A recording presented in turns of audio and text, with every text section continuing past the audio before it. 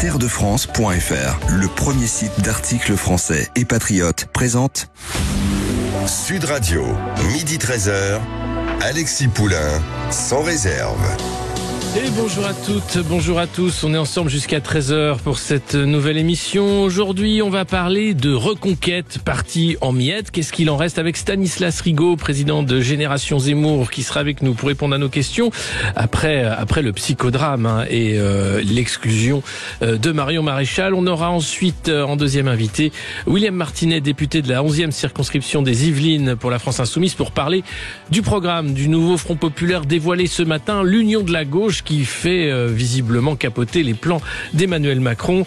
Et puis on parlera aussi d'une sortie d'une ministre qui s'est un peu emmêlé les pinceaux, pourrait-on dire. Pour poser vos questions, réagir, un seul numéro pour le standard, 0826 300 300. Vous êtes sur Sud Radio, à tout de suite. Terredefrance.fr, le premier site d'articles français et patriotes, présente Alexis Poulain, sans réserve, l'invité. Et notre invité, c'est Stanislas Rigaud, président de Génération Zemmour. Vous êtes chez Reconquête. On a vu cette semaine Éric Zemmour abattu, dégoûté même, presque dégoûté de la politique, face à la trahison express de Marion Maréchal, à peine élue avec les voix de Reconquête, plus d'1 million de voix aux élections européennes. Elle décide de claquer la porte du parti, de prendre une stratégie personnelle. Est-ce que vous pouvez nous raconter ce qui s'est passé si vous étiez dans ce moment d'atermoiement et de doute? Écoutez, déjà, merci de votre invitation. Oui, j'ai suivi de très près ce qui s'est passé évidemment au sein de Reconquête et ce qui s'est passé plus globalement dans notre camp politique, dans la grande famille politique de la droite. Ce qui s'est passé, c'est assez simple en réalité, c'est assez malheureux, c'est que Marion Maréchal a tenté de créer le rassemblement avec le Rassemblement national, avec les Républicains, chose que nous souhaitons, chose que nous souhaitions, que nous souhaitons et que nous souhaiterons encore demain. L'accord n'a pas pu se faire sur une coalition avec les partis pour qu'il y ait un vrai arrangement, pour qu'on puisse vraiment réfléchir avec les trois grandes structures.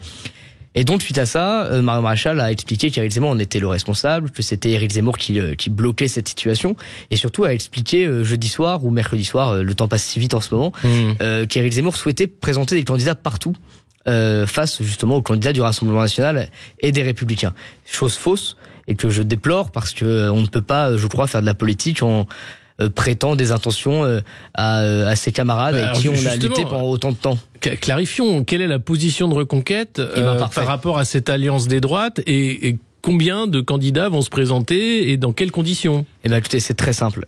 Tant qu'il y a de l'espoir pour former une coalition, des accords, une alliance, nous ne mettrons pas de candidats. Jusqu'à dimanche 18h, nous regarderons la situation politique. On l'a vu, vos auditeurs l'ont suivi, j'imagine, avec attention. En l'espace de 72 heures, la vie politique française a été chamboulée. Un chamboulement est encore possible. Je crois profondément qu'il est possible qu'ici et là, nous puissions trouver des accords. Ça, c'est notre position. La deuxième position, c'est que si d'aventure il n'y avait pas d'accord, nous réfléchirons au sein de Reconquête à mettre des candidats ici et là. Nous en avons. Nous, nos militants sont encore très motivés puisqu'ils défendent pas simplement des postes. Il y a beaucoup de gens qui ont très très très peu de chances d'être élus, et je fais mise, mais qui ont envie de défendre leurs idées jusqu'au bout. Et c'est tout à l'honneur de nos militants qui ne se battent pas pour des fonctions, pour les ordres de la République, mais pour l'honneur de la France. Et donc, je peux vous assurer, en tout cas, que si nous avions besoin d'envoyer des candidats, beaucoup seront prêts à aller sur le terrain pour défendre leurs idées. Ouais, défendre les idées, certes, mais comment ça a été perçu, cette trahison de Marion Maréchal de la part des militants de Reconquête? Beaucoup d'incompréhension, beaucoup de déception. Vous l'avez dit, elle a été élue dimanche soir avec 4 autres députés, dont Sarah Knafo, Guillaume Pelletier, Laurence Trochu et Nicolas Bay. Quand pendant 6 mois, voire un peu plus, on se bat sur le terrain, on colle, on tracte, on essaie de défendre, on dit votez Marion jusqu'au bout, et que 3 jours plus tard, son élection, elle prend la porte, on est forcément déçu. Moi, je l'ai vu, beaucoup de militants y ont cru, ont surtout accueilli Marion Maréchal au sein de Reconquête quand elle est revenue en politique, après avoir quitté le Rassemblement national. Oui. Rassemblement national où en plus, j'ai même pas envie de m'y étaler, mais où ça n'a pas toujours été facile pour elle. Donc voilà, beaucoup de déceptions suite à cette trahison de Marion Maréchal, ce qui n'enlève rien à ses idées. Je crois que c'est une personnalité que certains continuent d'apprécier, mais en tout cas sur cette trahison, ça a blessé beaucoup de gens. Mais justement, on parle des idées. Éric Zemmour était une des chevilles ouvrières de l'Union de la droite dès 2022. Là, est-ce que c'est pas une question d'ego plutôt que d'idées ? Ah oui, mais pas du côté d'Éric Zemmour. Parce Oui, qu'Éric non, Zemmour... mais- Ah bah voilà, là on vient sur le sujet qui est un peu dramatique. D'ailleurs, on pourrait même en parler au sujet du Rassemblement National. Je crois que, vu la situation du pays, on ne peut pas se payer le luxe de perdre non seulement du temps, et surtout de perdre du temps à cause des égos. Nous, pour se montrer patte blanche, pour montrer que c'est réellement ce qui nous intéresse, on a Éric Zemmour qui a dit qu'il ne se présenterait pas, qu'il ne demandait rien, qu'il était prêt à se laisser en dehors de ce grand rassemblement au profit des idées et au profit de la grande victoire potentielle aux législatives du 7 juillet prochain. C'est assez clair de notre côté. Maintenant, j'espère que chacun aura la lucidité et le courage de réfléchir en fonction non pas de ses intérêts, mais des intérêts du pays.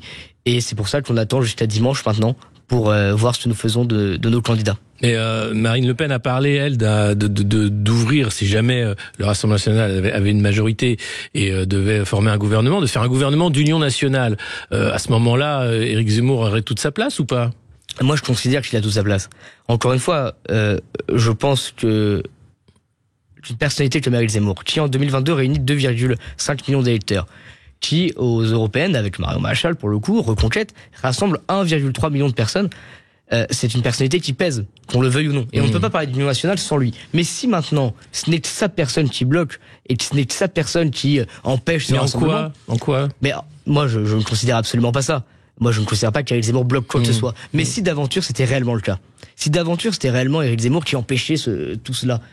Lui, il a dit, il est prêt à ne pas en être et ne pas demander de poste, à pas demander de mandat. C'est tout à son honneur. Mais ce qui me fait dire, et c'est intéressant, il y a une alliance aujourd'hui qui se fait avec une partie des Républicains et le Rassemblement National. Mais cette partie des Républicains qui aujourd'hui va travailler avec le Rassemblement National, moi, je m'en réjouis. Mais il y a encore un mois, aucune de ces personnalités des Républicains n'avait appelé à voter pour le Rassemblement National. Ils avaient des mots plus durs les uns que les autres à leur égard. Cependant, et je même leur fais... idéologiquement, on n'est pas du tout sur la même ligne, sur la retraite, sur les minima sociaux, sur... Exactement. Mais, et c'est ce qu'on considère à Reconquête, si sur l'essentiel, ou en tout cas sur les priorités, à savoir, et c'est ce que j'ai compris en écoutant Éric Ciotti, Jordan Bardella, etc., si sur l'immigration, la sécurité, la baisse des impôts, ou sur la souveraineté, sur le nucléaire, sur l'énergie, sur l'industrialisation du pays, il y a un consensus sur quelques points et qui sont prioritaires, il faut savoir s'allier et faire fi et de quelques différences programmatiques et faire fi, évidemment, des guerres d'ego. Je crois que le Rassemblement National et les Républicains ont su le faire entre eux. Pourquoi ne pas le faire avec Reconquête et Éric Zemmour ? Et puis j'ajoute un dernier point là-dessus. Les Républicains, le parti des Républicains est une famille politique qui est certes plus vieille, qui a certes plus d'élus locaux par le nombre d'années passées, mais électoralement parlant, il n'y a pas 5 millions d'électeurs entre les Républicains et Reconquête. Et quand je vois dans certains endroits, ou quand je regarde les sondages aujourd'hui, et qu'il y a parfois un point d'écart entre le Front Populaire, donc l'extrême gauche, et le bloc national avec le Rassemblement National et les Républicains, je pense qu'il ne faut pas sous-estimer les 4-5% de Reconquête, les 6% de Reconquête, les millions de personnes qui, à la fin, ont voté pour Éric Zemmour. On n'a pas le droit, dans une bataille si importante, de mépriser ces électeurs-là et de faire comme s'ils n'existaient pas. C'est ce que disait Sarah Knafo hier soir, c'est les 5% qui font la majorité. Ils peuvent la faire. Et puis, elle était invitée chez Cyril Hanouna, qui a mis en scène, en fait, un appel téléphonique de Sarah Knafo à Jordan Bardella. Est-ce qu'en réalité, le dialogue peut reprendre avec le Rassemblement National, ou est-ce qu'il a lieu en ce moment, justement, dans le cadre d'investiture d'ici à dimanche soir? Bon, alors sur le plateau de Cyril Hanouna, Jordan Bardella n'a pas répondu, mais je crois qu'il connaît les horaires de passage de Cyril Hanouna et il a évidemment pas envie de répondre en direct. Non, plus sérieusement, oui, le dialogue est possible. Certains se connaissent. Mais est-ce qu'il a lieu en ce moment ? Certains se côtoient. Non, actuellement. Au niveau local, ne serait-ce qu'au niveau local. Mais alors là, on va parler d'un truc très intéressant. Je me sors du parisianisme, entre guillemets. Non pas qu'il le soit, mais je me mets dedans. Mais localement, je reçois, moi, des textos de gens issus de LR qui vont se présenter avec le RN, ou à l'inverse des RN sortants ou qui vont se présenter, qui me disent une chose. Ah, mais est-ce qu'il est possible qu'il n'y ait pas de candidat Reconquête? Ou alors, il faudrait que les LR se retirent parce qu'ils savent que c'est 1%, c'est 2%, c'est 5%. Ça peut être fatal pour accéder au second tour, premièrement, mais surtout pour gagner à la fin. Et localement, tout le monde le sait. On regarde toutes les circonscriptions, à la fin, il y a des endroits où c'est majoritairement un tel ou un tel. Mais on sait qu'on a besoin de ce rassemblement. Et surtout, localement, les gens qui se parlent, mais même dans les militants jeunes, tout le monde pense pareil. Il faut arrêter de se cacher derrière son petit doigt. On peut arriver... Et arrêter les guerres d'ego aussi, et arrêter, bien sûr, les guerres d'ego. Mais je vous dis, si ce n'est une guerre d'ego, nous on est prêts à retirer... Éric Zemmour a dit qu'il était prêt. Donc, pour moi, c'est pas de notre côté, cela. Mais je ne dis pas que c'est à nous aussi de convaincre de notre utilité à ce grand rassemblement. Et je le ferai jusqu'à dimanche 18h. Jusqu'à dimanche 18h, j'expliquerai l'intérêt que nous avons tous pour le pays et pour les Français de se rassembler jusqu'au bout. Allons au bout de cette logique d'union nationale avec toutes les personnes de bonne volonté. Éric Zemmour, je crois, a fait preuve de sincérité et surtout de très bonne volonté dans cette séquence, et ce depuis maintenant, en réalité 30 ans, puisqu'il appelle à ça depuis 30 ans. Continuons, on va tout donner jusqu'au bout. De toute façon, c'est notre mentalité de ne pas baisser les bras. Et puis, advienne que pourra. Mais est-ce qu'il n'y a pas un risque existentiel pour Reconquête s'il n'y a pas d'élus à l'issue de ces législatives? Écoutez, Reconquête, c'est un magnifique mouvement qui a maintenant 3 ans, qui a fait beaucoup de choses dans l'espace de 3 ans, et qui, même sans élus, a réussi à se faire entendre et à gagner certains combats. Après, Reconquête, c'est surtout un moyen. Nous, on voit Reconquête comme un moyen pour arriver au pouvoir. Et Reconquête est, je crois, un magnifique moyen. C'est un moyen avec des gens formidables qui se battent jour et nuit pour leurs idées, qui intellectuellement et idéologiquement parlant est solide, et sûrement le parti qui a apporté ou essayé d'apporter le plus de thématiques ou d'imposer le plus de choses dans le débat public, et surtout qui, électoralement parlant, est en train de se développer. On l'a oublié parce que tout est passé très vite, mais dimanche dernier, nous avons eu nos premiers élus au Parlement européen. Oui, mais il y en a plusieurs qui ont été exclus. Oui, bah, bien sûr. Mais alors c'est bien le problème. Ça, je vous le concède bien volontiers. Mais c'est pas tant, vous savez, c'est pas Guillaume Pelletier ou Nicolas Beck qui sont le sujet majeur. Je veux dire, on a réussi à en avoir des élus. Beaucoup nous promettaient de pas en avoir. Et c'est la liste, c'est un scrutin de liste qui a obtenu des élus. Et c'est une bonne chose. Donc, pour toutes ces raisons-là, Reconquête est un formidable moyen, et il faut évidemment le prendre en compte dans la recomposition politique actuelle. Il y a encore 4 ans, Éric Zemmour n'était pas un homme politique, Reconquête n'existait pas, et il n'y avait pas d'élu Reconquête. Justement, est-ce qu'il n'y a pas là une volonté de remettre Éric Zemmour à une place qui n'est pas politique, mais qui est celui de l'écrivain, du penseur, du débat d'idées, plutôt que de l'homme politique? Mais en fait, il sera toujours écrivain et intellectuel, Éric Zemmour. Vous savez, quand il s'est engagé dans la présidentielle de 2022, il n'a pas arrêté de réfléchir. D'ailleurs, l'année suivante, il a sorti un livre et il continuera d'en faire, c'est évident. Et je crois d'ailleurs que c'est l'une de ses forces. Et parfois, on lui reproche, et ça me fait toujours doucement sourire, mais une forme de radicalité. On lui reproche parfois d'être très dur, d'être trop dur. Mais moi, j'ai 2 réponses à cela. La première, c'est que je crois qu'aujourd'hui, c'est le réel qui est trop dur et trop violent. Et la deuxième chose, surtout, c'est que nous nous sommes plaints, tous, pendant des années, de la langue de bois politicienne, des faux semblants et des non-dits. Et quand quelqu'un arrive et dit tout haut, ce que tout le monde pense tout bas, on s'en plaint. Et ça, je trouve ça regrettable. Mais encore une fois, Éric Zemmour est aujourd'hui, je crois, dans une attitude constructive. Non pas pour lui, non pas pour les petits intérêts de Reconquête, mais pour le pays et les Français. Et est-ce que Marine Le Pen se rend compte de ce qu'elle doit à Éric Zemmour pour la normalisation politique du Rassemblement national? Parce que finalement, d'avoir été le trublion, d'avoir été celui qui ouvrait la fenêtre d'Overton d'une certaine façon, qui poussait le débat toujours plus loin, là où le Rassemblement national essayait d'être dans la mesure et de présenter un parti qui maintenant va faire alliance avec les LR, est-ce que ce succès actuel aujourd'hui du Rassemblement national, c'est pas aussi dû à ce qu'a fait Éric Zemmour pendant ces dernières années? Je suis très heureux que vous me posiez cette question, parce que, et avec l'union des droites qui est en train de se mettre en place autour d'une thématique, la sécurité et l'immigration, c'est ce qu'Éric Zemmour dit depuis maintenant 30 ans, et particulièrement, excusez-moi, pendant l'élection présidentielle. Et deuxièmement, évidemment que politiquement nous avons eu un impact. C'est bête, mais en 2017, Dupont-Aignan soutient Marine Le Pen, et en 2022, elle a Éric Zemmour et Nicolas Dupont-Aignan qui la soutiennent. Il y a un changement majeur. Éric Zemmour a décomplexé énormément de gens sur les idées, parce qu'il ne recule pas, parce qu'il avance toujours, et que sur les idées, il est, je crois, très courageux. Donc, moi, je ne sais pas ce que pense Marine Le Pen, et je serais bien maladroit de me prêter à ce jeu-là. Simplement, je crois qu'il ne faut pas oublier... Mais est-ce que les deux se parlent? Les deux ne se sont pas parlé à ma connaissance récemment. Ils sont connus, ça fait, je pense, des années qu'ils se connaissent. Maintenant, encore une fois, ce n'est pas une question, on ne leur demande pas de de partir en vacances ensemble. Vous voyez, s'ils veulent, tant mieux. D'ailleurs, je pense qu'ils partagent quand même certaines choses. Évidemment, notamment déjà la combativité politique. Et puis surtout, encore une fois, sur les sujets dont on a parlé concernant l'identité, je crois qu'ils ont quand même beaucoup de points communs. Mais voilà, ce qui va être important les prochains jours, voilà, c'est de passer à côté et fi des querelles personnelles pour les intérêts supérieurs. Mais il y a aussi, quand il a pris la parole après la trahison de Marion Maréchal, Éric Zemmour l'a nommé Marion Maréchal Le Pen pour bien signifier qu'elle faisait partie de la famille Le Pen. Est-ce qu'il n'y a pas un sentiment d'avoir été piégé finalement par Marion Maréchal dans cette campagne des européennes? On s'en serait pas douté. Ça, je vous le confirme. Quand Éric Zemmour lui confie la tête de liste, il lui fait totalement confiance. Quand Éric Zemmour donne quelque chose à quelqu'un, il lui fait confiance. Moi, ce qui me déçoit encore une fois, c'est que Marion Maréchal, non seulement a menti sur les circonscriptions investies ou non de Reconquête, et en plus de ça, pour quelques places au sein de la grosse machine du Rassemblement national, et quelques places pour quelques-uns de ses proches. Et je pense que ces quelques places, nous aurions pu essayer, et nous pouvons encore peut-être, les négocier avec Reconquête, avec aussi des gens méritants, non pas qu'ils soient pas forcément méritants dans le cas des proches de Marion, mais c'est surtout parce qu'ils le sont qu'ils ont été investis. Et donc c'est ce que je regrette profondément. Et surtout, moi je vous le dis, je suis président d'un mouvement jeune qui est important, qui a des milliers de militants partout en France. Je reçois des dizaines et des dizaines de textos par heure pour me demander ce qui s'est passé, pourquoi en fait elle est retournée dans une famille politique dont elle s'est séparée elle-même.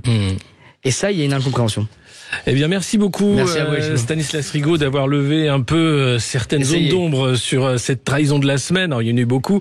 Et on va passer en deuxième partie d'émission pour parler du nouveau Front Populaire, là, deux salles, deux ambiances, avec William Martinet, député de la 11e circonscription des Yvelines. Savoir un peu de quoi il en retourne de ce programme. À tout de suite dans Poulain sans réserve sur Sud Radio. Sud Radio Berkov dans tous ses états. Appelez maintenant pour réagir 0826 300 300. Terredefrance.fr, le premier site d'articles français et patriotes, présente Alexis Poulain, sans réserve, l'édito. Et on va parler de Sarah El Haïry. Alors, je ne sais pas si vous la connaissez. Elle est ministre déléguée chargée de l'enfance, de la jeunesse, des familles. Elle est aussi candidate sous la bannière, bien sûr, de Renaissance. Enfin, je ne sais pas quel sera le nom de la nouvelle majorité présidentielle. Et elle était en campagne, justement, pour expliquer que, vous savez, ce parti-là refuse et les violences d'extrême gauche et les violences d'extrême droite. On l'écoute et elle a fait une phrase malheureuse, on va y revenir. Vous savez ce qui s'est vu? Il y a quelques heures juste, le GUD a appelé à casser du PD dans 3 semaines. Le NPA appelle à casser les abribus en disant qu'il y a des violences qui seraient pas les mêmes. Eh ben moi je veux ni abribus cassés, ni casser du PD. Donc vous lancez un appel effectivement contre les extrêmes. Voilà, les abribus apprécieront effectivement. Impressionnant quand même de comparer un abribus et des agressions homophobes. Elle avait posté évidemment cette sortie médiatique sur X Twitter. Elle a retiré le post, mais malheureusement Internet a de la mémoire.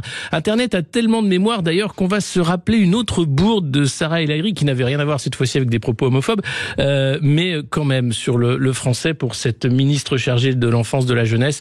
On écoute. Ne jetez pas l'opprobre Non. sur l'ensemble des professionnels. Ne jetez pas l'opprobre sur les assistants familiaux, sur les éducateurs spécialisés, sur les départements, Madame la députée. Alors du coup, on va pas jeter l'opprobre sur Sarah El Haïry, ça arrive de faire des bourdes, mais celle-là quand même était assez massive.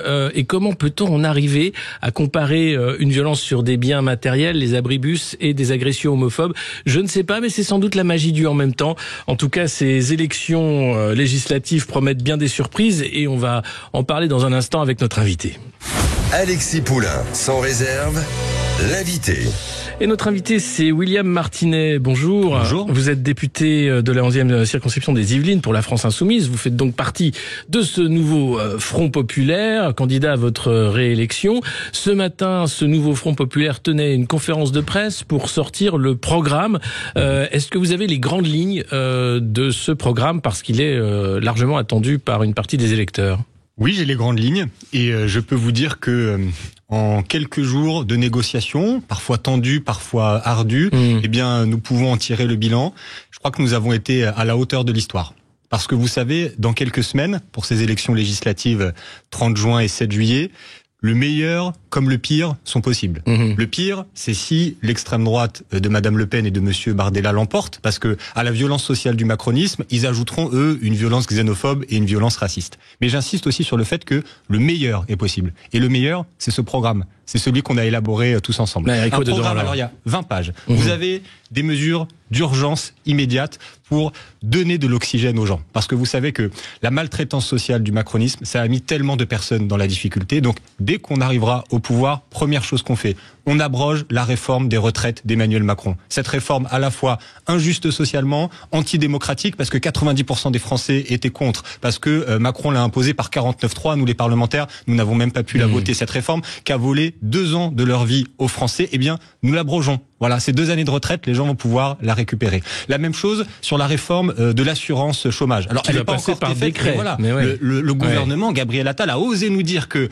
à l'entre-deux tours de la législative, alors qu'il n'aura plus aucune légitimité démocratique, que sans doute déjà au premier tour, ils auront été sanctionnés dans les urnes, il voulait quand même faire cette réforme et taper sur les chômeurs. Moi, je rappelle juste une chose. Dans ce pays, les chômeurs, 60% d'entre eux ne sont pas indemnisés, et les chômeurs qui sont indemnisés, l'indemnisation moyenne, elle est en dessous du SMIC. Donc les chômeurs dans notre pays, c'est des gens qui sont dans la difficulté, et c'est insupportable de leur taper dessus. Et c'est pas vrai que la France est le pays le plus généreux pour les chômeurs en Europe. Donc si le gouvernement ose faire cette réforme par décret à l'entre-deux tours, quand nous gagnerons, nous l'abrogerons. Et puis allez, un dernier exemple des mesures d'urgence, c'est évidemment le pouvoir d'achat. Là, on sait à quel point c'est compliqué.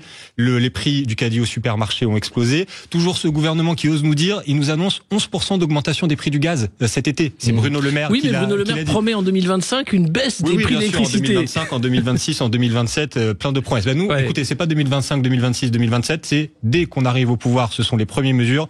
On annule cette augmentation qui est prévue, on bloque les prix de l'électricité et du gaz, plus généralement on bloque les prix des produits de première nécessité, ceux qui ont augmenté et dont on sait très bien que c'est la spéculation qui a fait augmenter ces prix. C'est pas la guerre en Ukraine ou je sais pas quoi, c'est les super profits des multinationales, notamment de l'agroalimentaire, qui a fait augmenter ces prix. Donc tout ça on bloque. Donc vous voyez, toute une série de mesures pour que des Françaises et des Français qui sont dans un moment très difficile, pour que l'arrivée du Front populaire, ça leur ouvre une perspective, ça leur permette de souffler. Et après, on a les mesures d'urgence pour redresser la barre. Et après, je vous disais, il y a toute une série de mesures pour transformer en profondeur le pays, pour rebâtir nos services publics, si je parle que de ça. Vous savez, pour ça, il vous faudra une majorité absolue au Parlement. Ah ben, ça, c'est les Français qui vont décider. Quand je dis le pire et le meilleur sont possibles, qui est-ce qui va décider de ça? Ça va pas se jouer au dé, ça va pas se jouer au hasard, ça va se jouer au vote des Français. Mais on a l'impression que ce Front populaire, en fait, il déjoue tous les plans d'Emmanuel Macron, qui voulait finalement pousser la France insoumise hors de l'hémicycle, faire monter le Rassemblement national et créer un grand bloc centriste. On voit les LR, eux, qui sont tombés dans le piège de la division, et donc l'explosion de ce parti, les Républicains à droite. À gauche, clairement, ce Front populaire, c'est aussi un front de défense de ce qui reste de la gauche, d'une certaine façon. Bien sûr, vous avez raison de dire que les pronostics d'Emmanuel Macron étaient déjoués. Nous avons réussi à nous rassembler, notamment parce que il y a dans François Hollande salue l'accord. C'est même étonnant. Qu'est-ce que vous pensez de la position de l'ancien président socialiste? C'est dire à quel point la dynamique est forte. Parce que, allez, soyons transparents. Quand j'entends François Hollande, quand j'entends même Raphaël Glucksmann soutenir cette alliance, qu'est-ce que ça veut dire? Je pense pas qu'ils soient convaincus à 100% des propositions, mais ça veut dire que ces propositions, elles ont une capacité à créer une dynamique dans le pays. Ce Front populaire, il est en train de mettre en mouvement les gens. Moi, je le vois sur le terrain. Là, hier, j'étais dans ma circonscription. J'y retourne tout à l'heure. J'ai une réunion ce soir à Trappes dans ma circonscription. On voit bien comment ça crée de l'espoir et ça crée de la force. Et quand il y a une force politique qui est en train de se constituer, comme c'est le cas du Front populaire, et ben même ceux qui, a priori, auraient voulu marginaliser la FI, auraient voulu diviser la gauche, auraient voulu jouer leur propre carte, ils se rendent compte qu'ils sont obligés de suivre cette dynamique. Et ça c'est une bonne nouvelle. Ça montre qu'on est fort. Et encore une fois, ça doit donner de la force aux gens. Mais je leur dis, on est en position de gagner. On a de la force, on a une dynamique, mais c'est les urnes qui décident dans le pays. Et le principe des élections, c'est que chaque citoyen peut décider de l'avenir du pays avec son bulletin de vote. Alors il y a les urnes, mais aussi la réalité des comptes publics. Les espoirs ne risquent-ils pas d'être déçus? 3 000 milliards de dettes, un budget en fin d'année qu'il faudra voter, où l'austérité est la norme depuis des années, avec Bruno Le Maire qui promettait 20 milliards d'économies et plus, les agences de notation qui attendent en embuscade pour dégrader davantage la note de la France, et déjà les taux d'emploi d'emprunt a augmenté. Comment financer le programme présenté ce matin par le Front populaire en baissant l'âge de la retraite à 60 ans, en augmentant les minima sociaux? Où va être trouvé cet argent, si ce n'est pas par la dette? Nous avons toujours la même méthode. C'était le cas pour le programme de la France Insoumise à l'élection présidentielle, c'était le cas pour le programme de la NUPES et c'est le cas pour le programme du Front populaire. Tout est chiffré, tout est financé, tout pourra être mis en œuvre. Donc ça veut dire, vous avez raison, il va falloir trouver des ressources. Mais oui. de l'argent, il y en a dans ce pays. Alors, il y en a parce que on n'a jamais eu des milliardaires qui ont été aussi riches, parce que il n'y a jamais eu autant de dividendes versés par les actionnaires du CAC 40. La France est le pays des records. On n'a pas beaucoup de records en ce moment, sauf celui du versement des dividendes aux actionnaires des CAC 40. C'était plus de 100 milliards d'euros l'année dernière. Donc, on peut le financer. Je vous donne quelques exemples. Le rétablissement de l'impôt sur la fortune qu'Emmanuel Macron avait supprimé. C'est dans le programme ? C'est dans le programme. La suppression de la flat tax. Alors, c'est un terme un petit peu technique, mais en gros, la flat tax, c'est ce qui permettait de baisser l'imposition des dividendes. Ce qui fait qu'aujourd'hui, dans notre pays, quand vous êtes un actionnaire du CAC 40 et que vous vous enrichissez grâce aux dividendes, vous êtes moins taxé, vous payez moins d'impôts proportionnellement que quand c'est de l'argent qui vient de votre travail, que quand c'est du salaire. Donc on supprime cette flat tax, on fait une taxe sur les super profits. Hein, on en a beaucoup discuté du sujet des super profits à l'Assemblée nationale. D'ailleurs, on s'était déjà battus tous ensemble, toutes les organisations politiques qui sont membres de ce Front populaire. Déjà à l'Assemblée nationale, on se battait pour une taxation des super profits. On l'a fait à l'Assemblée nationale. On ne pouvait pas à l'époque gagner à cause de la configuration de l'Assemblée nationale et du fait que Rassemblement national comme Renaissance s'opposait à nous. Et bien là, cette mesure, si on gagne ces élections législatives, on va pouvoir la mettre en place. Donc il y a des ressources, on peut financer, on peut mettre en place le programme. Pas de nouveaux impôts pour les Français. Alors, nous la proposition... Qui ne sont pas actionnaires, je veux dire. Mais... Voilà.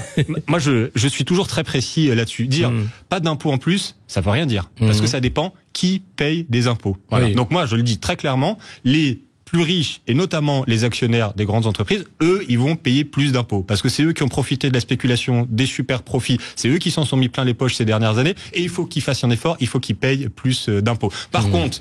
De l'autre côté du spectre social, chez les Français des classes moyennes ou des classes populaires, là, ça va être l'inverse. Par exemple, et encore une mesure très concrète qui est dans notre programme, qui est écrite noir sur blanc. Vous savez, le retour de la taxe sur l'électricité qui avait augmenté là au mois de janvier de 10% le prix de l'électricité. Bah ça c'est une taxe, ça c'est un impôt qui est injuste parce que tout le monde la paye et tout le monde le paye dans la même proportion.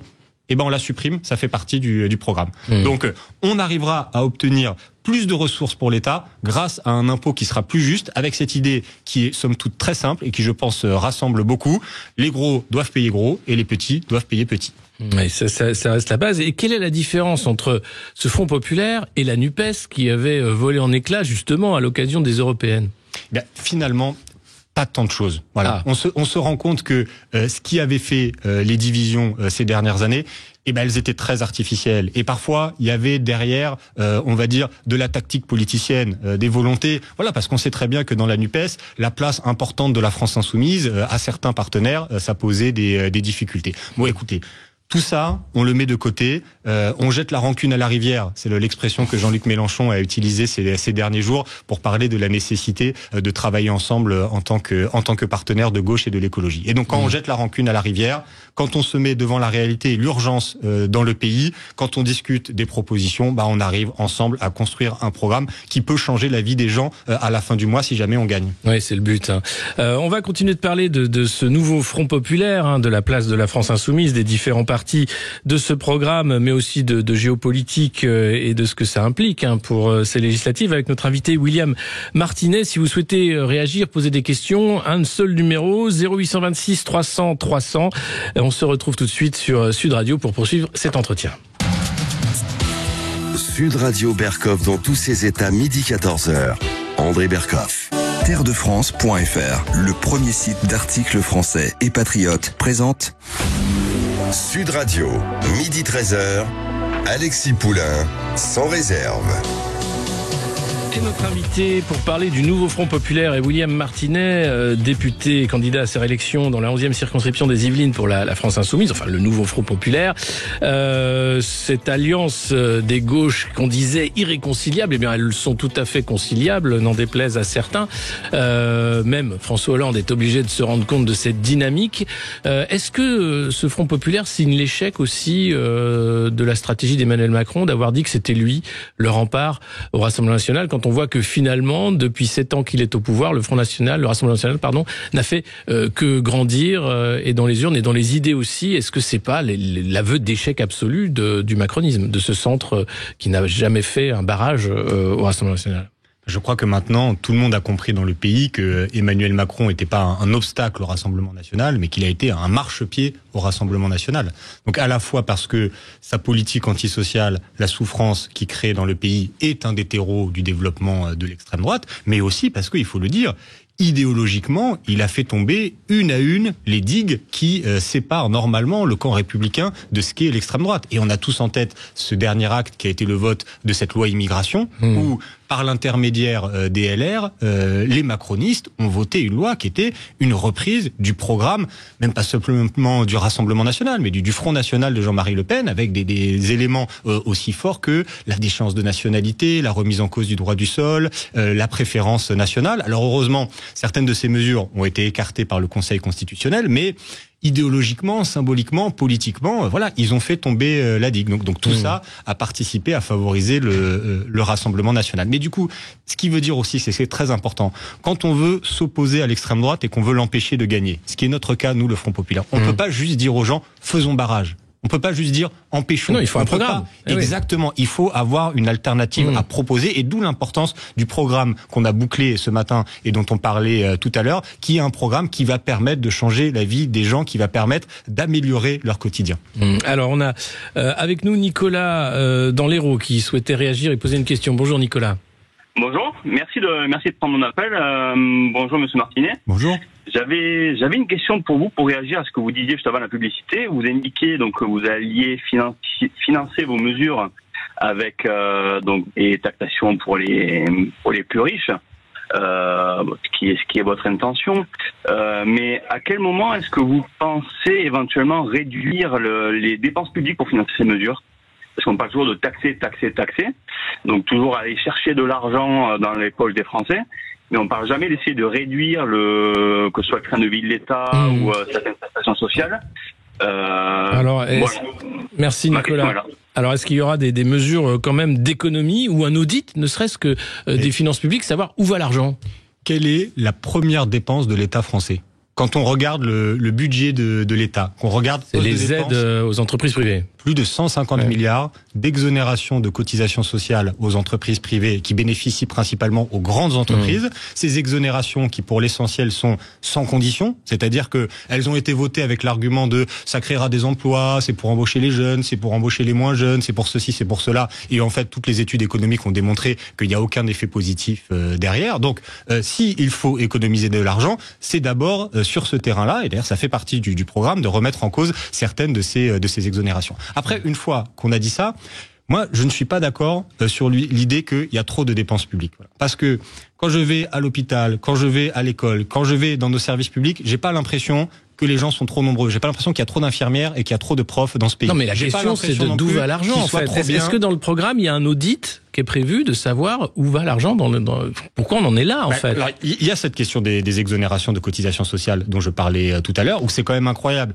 d'avoir un État. Après, vous savez, c'est le principe du néolibéralisme. Le néolibéralisme, c'est la puissance publique qui se met au service du marché et au service des grandes entreprises pour pouvoir augmenter leur niveau de rentabilité. C'est la façon dont l'État fonctionne aujourd'hui. Donc, nous, ce que nous allons faire dans notre programme, c'est de dire l'argent public, il doit aller aux choses essentielles. J'ai parlé des services publics qui sont ceux qui peuvent améliorer la vie quotidienne des Français, et évidemment pas du côté de ces grandes entreprises qui gagnent déjà beaucoup d'argent et qui en fait, avec ce système d'exonération fiscale, qu'est-ce qui se passe? Ça veut dire que c'est nous, par exemple, quand on va acheter notre baguette de pain et quand on paye la TVA, cet argent, il est utilisé pourquoi? Pas pour l'hôpital mais pour l'école, mais il est utilisé pour compenser l'exonération de cotisations sociales des grandes entreprises. C'est ça qui est profondément injuste. Moi, je crois que dans le pays, les gens ne sont pas contre payer des impôts, mais juste il y a deux conditions.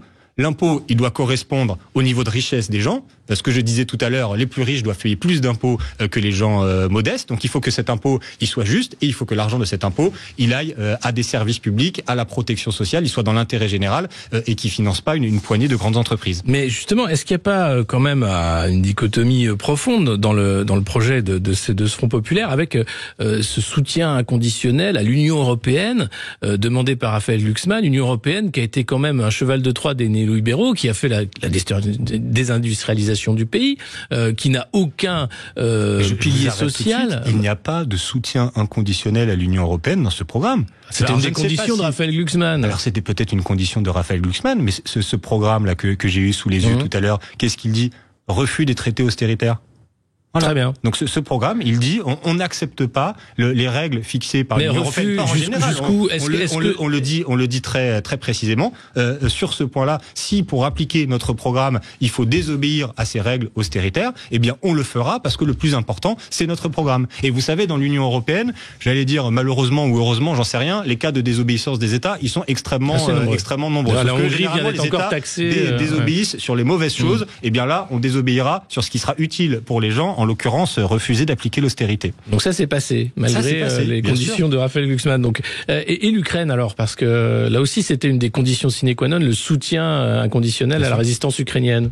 Là aussi, quand on regarde le programme qu'on a rédigé ensemble, quand on va sur l'essentiel, on est tous d'accord pour condamner l'agression de la Russie à l'égard de l'Ukraine. Voilà, un pays n'a pas le droit d'en envahir un autre, c'est profondément contraire au droit international. Et Vladimir Poutine a commis des crimes de guerre et est encore en train de commettre des crimes de guerre et il doit être poursuivi pour ça. Ça, tout le monde est d'accord. Dans la gauche là-dessus, du PS à la France Insoumise, en passant par les écolos, on est tous d'accord là-dessus. Après, il y a certains moments des individualités des candidats qui ont dit des choses. Raphaël Glucksmann qui disait il faut que la France passe en économie de guerre. Bon, nous on n'est pas d'accord avec ça. C'est pas dans le programme. D'accord. Mais il y a quand même quelques points d'ancrage. Et puis la France Insoumise qui a fait une campagne remarquée sur Gaza et sur la cause palestinienne, qui a subi beaucoup d'attaques sur un présupposé antisémitisme de parti, de programmatique. Il n'en est rien. Il y a eu des réponses par rapport à ça. Et visiblement, un axe d'attaque aujourd'hui des opposants à ce Front populaire, c'est de dire comment des partis comme le PS, comme le PC, etc., les écologistes peuvent s'allier à la France Insoumise, etc. Est-ce que là aussi il y a des clarifications par rapport à la cause palestinienne, par rapport au Hamas, puisque c'est là où ça pose un problème. On voit bien que certains ont joué avec le feu, c'est-à-dire pour une tactique politicienne, pour chercher à affaiblir la France Insoumise au sein de la gauche, ils ont tenu des propos absolument diffamatoires contre nous. Et puis maintenant qu'il faut se rassembler, ceux qui ont dit ça, ils se retrouvent bien embêtés. Mais écoutez, là aussi, quand on en revient au programme, quand on en revient aux faits, quand on en revient à ce qui est écrit noir sur blanc, évidemment, il n'y a rien d'antisémite dans la France Insoumise. Il n'y a absolument rien d'antisémite sur notre soutien à la cause palestinienne, sur notre volonté que ce génocide à Gaza s'arrête, sur notre volonté que le droit international soit respecté là-bas aussi. Je disais en Ukraine, il faut qu'il soit respecté, il faut qu'il soit respecté aussi en Palestine. Il n'y a rien d'antisémite dans tout ça, et du coup ça fait que quand on travaille entre gens qui ont un esprit constructif, tout ça, on arrive à le dire et on arrive à l'écrire. Et donc dans ce programme, qu'est-ce qu'on a ? La condamnation de l'attaque du Hamas le 7 octobre. Mais est-ce que tout le monde a condamné depuis le début ? Personne n'a dit que c'était tolérable. Notamment à l'extrême gauche, pour deux coups, le NPA, etc. Peut-être, quand même dans les sur la ligne qui constituent ce front populaire. Il y a le NPA quand même. Personne n'a, d'une façon ou d'une autre, toléré les crimes de guerre qui ont été commis par le Hamas le 7 octobre. On l'écrit. On n'est pas d'accord avec ça.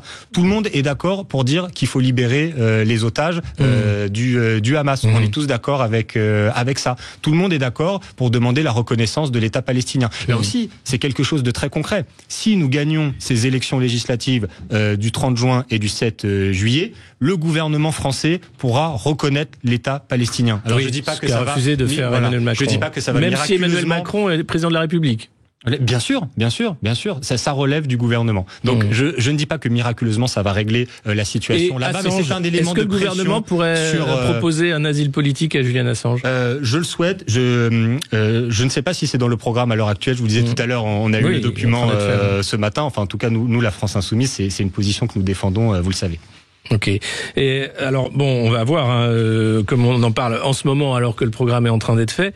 Est-ce que une partie de la droite n'est pas en train de trahir l'héritage de la droite classique républicaine avec l'alliance, bien sûr, avec le RN d'Éric Ciotti, mais aussi avec des déclarations comme François-Xavier Bellamy, le candidat aux européennes, qui dit en cas de second tour RN Front populaire, je voterai RN. Est-ce que c'est pas une trahison d'une certaine façon ? Écoutez, moi je crois que ça fait maintenant un certain temps qu'il y a plus de gaullistes au sens de militants de la droite républicaine qui résistent à l'extrême droite. Ça fait un certain temps qu'il n'y en a plus dans le parti Les Républicains. Et que finalement, ce qui se passe aujourd'hui, avec le ralliement d'Éric Ciotti au Rassemblement national, ce n'est qu'une accélération de l'histoire. Voilà, sous la pression de la dissolution et de l'élection législative, le mouvement qui est à l'œuvre depuis des années, c'est-à-dire une convergence idéologique de la droite avec l'extrême droite, ça s'accélère. Et ça ne fait que nous donner une responsabilité supplémentaire en face. Le moment populaire de l'histoire. Cette mobilisation unitaire dont on a besoin les 30 juin et 7 juillet. 31 et 7 juillet. Merci beaucoup William Martinet. Merci. Dans un instant, c'est Joe Star et Polo Labresse qui sont invités d'André Berkoff et Céline Alonso pour parler du code pénal en argot à l'usage des braqueurs, carambouilleurs et autres malfaisants paru chez Fayard. À tout de suite sur Sud Radio. Avec terredefrance.fr, le premier site d'articles français et patriotes.